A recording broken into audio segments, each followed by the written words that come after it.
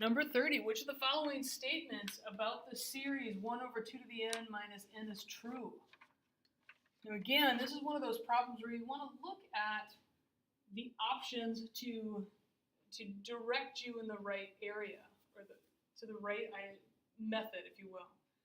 And all of these options are saying the series converges or diverges. So we need to go back to our convergence testing, convergence and divergence testing.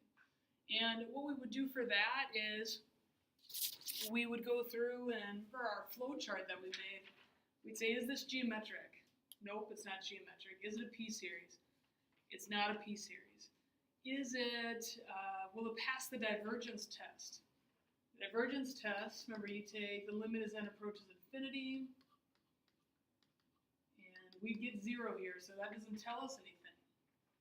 So from there, we have to go to our other tests. So we've got to look at maybe one of the comparison tests. And again, we've got a hint there. It says either the nth term test, which means the divergence test, or we're going to do the limit comparison test. So let's go ahead and do that.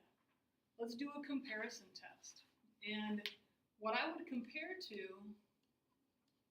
in this case, would be the series of 1 over 2 to the n. And you want to compare it to what dominates this. And the geometric element right here is going to dominate over that minus n. And what we know about this geometric series is that it converges because r is equal to 1/2, which is less than 1. So now we can do the limit comparison test. Limit comparison test says find the limit as n approaches infinity of the original divided by the comparison. So when I divide by the comparison, I'm actually multiplying by the reciprocal. And when we multiply that out, we've got kind of same over same scenario, which is equal to 1. And with the limit comparison test, you just don't want it to equal 0 or infinity.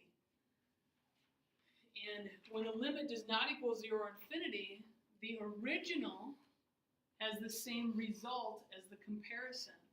So our correct answer here is that the series converges by the limit comparison test.